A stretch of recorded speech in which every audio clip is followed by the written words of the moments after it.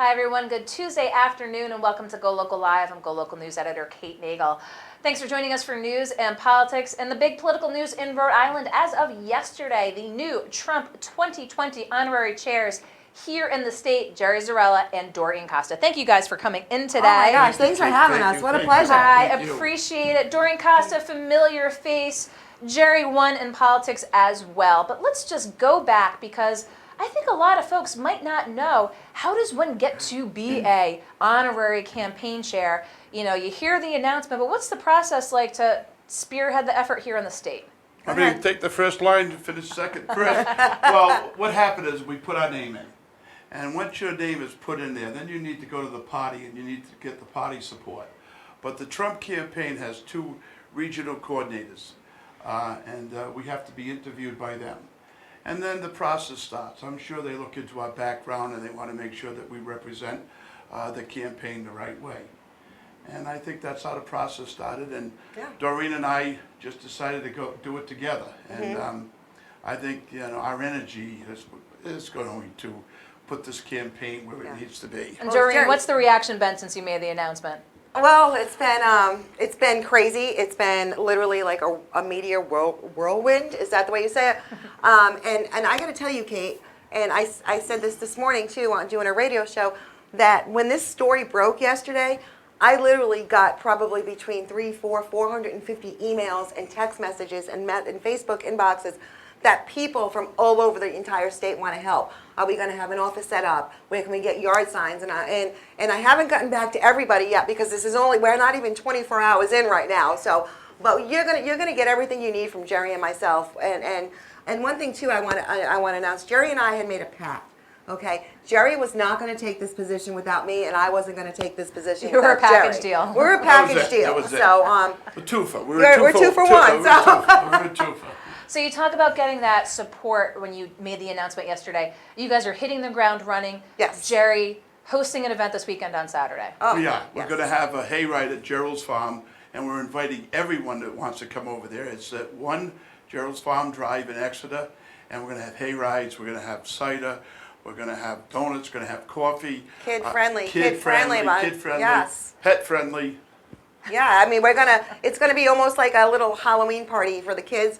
And the Rhode Island Republican Party here is also putting it out on social media. And it's also a meet and greet. If you don't know Jerry or myself, come down, come meet us, come sign up, just come on down because we're going to start taking names and numbers and we're going to come out swinging. And so how important is that? You talk about wanting to coalesce the support of folks around this campaign. You know, how critical is it for you to get those names and numbers and really GOTV, Jerry? Well, I think, you know, the last campaign I worked on that one, and we have a mail list, we have a phone list, so I think they're going to give us updated on that. We're going to have to get a crew together. We'll make the calls. Last time we made 40,000 calls, not only in Rhode Island.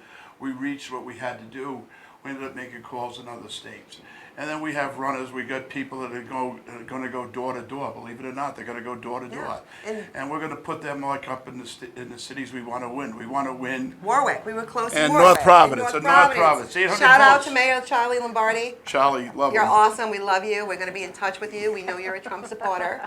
So. And Mayor Policino's is a Trump supporter too. And Johnson went that way too in 16. Yeah, and another thing too, Kate, is that there's people in leadership right now at the State House under Nicholas Mattiello, Speaker, that have reached out and said, we can't tell anybody, but you've got our support. So if you think this is just Republicans, it's not. I mean, Donald Trump could not have won this election just based on Republican base. So is that really the goal here now, is to improve on the 2016 performance here in Rhode Island? 100%. Absolutely. Mm-hmm.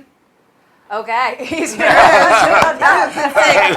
Said it together. So right? obviously a much different landscape here heading into 2020 than 2016. I mean, it's you can't even see apples and oranges. It's like apples and papayas. I mean, it's a completely different landscape that we're looking at. Obviously, dominating the national news is the impeachment proceedings against President Donald Trump. How has that impacted the party? You know, obviously it's playing out right now in the media.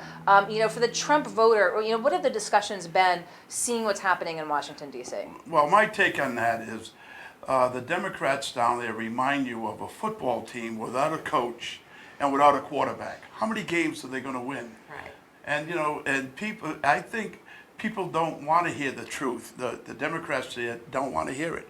And I think, Trump will tell you the truth. Unlike many politicians, if you ask the president what time it is, he'll tell you the time. He's not going to tell you how to build a watch. And the thing too, Kate, is that the party is more energized because everything they've thrown at President Trump was stuck. I mean, seriously, where's the Russia collusion? What happened with Stormy Daniels?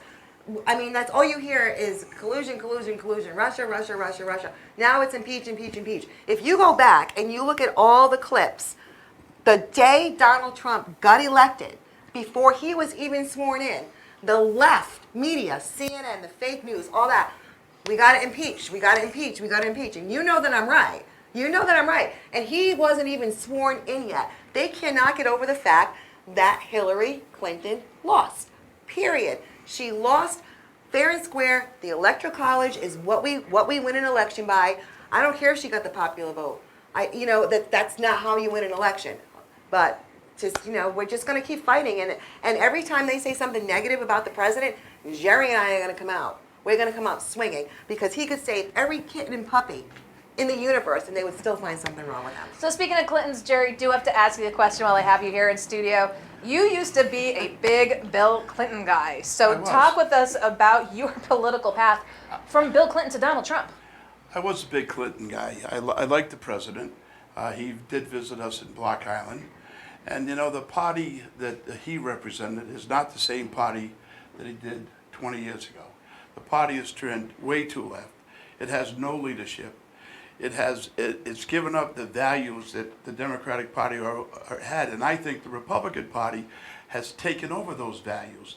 And when Donald Trump came out, President Trump, when he came out, I was just waiting in limbo, and I was waiting for somebody, and I just, I heard his message, I believe in his message, and I want to bring his message back to people in Rhode Island, and I switched over to being a Republican.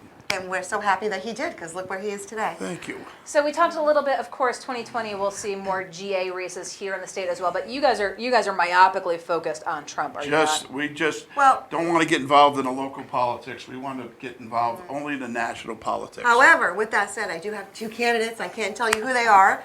That will be running for rep seats, and I'm actually helping one behind the scenes. So, I mean, that's the chairwoman, Sue. She is laser focused right now on those GA seats, and I'm sure she's going to do a great job. So you've got the big event this coming Saturday. What can we expect to see from you in the coming weeks and months as the Trump honorary co-chairs? Well, I think probably in a week and a half you'll see a good tan on Doreen because she's going on the cruise. She's going on the cruise, and I think we'll probably be quiet for about a week, and then when she comes back, we'll get going. We're going to get an office.